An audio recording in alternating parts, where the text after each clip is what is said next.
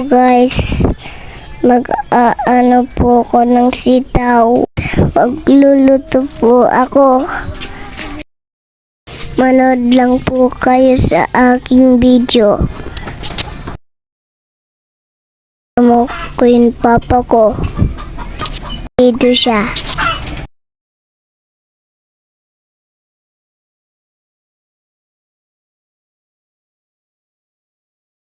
Kunin ko pala yung soy tsaka suka. Adobong sitaw po yung ulam namin guys.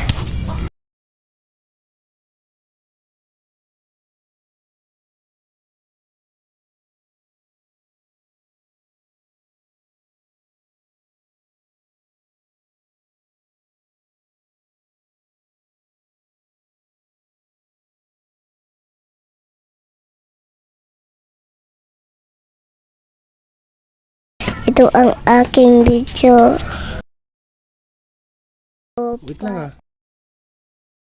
Pa-share po.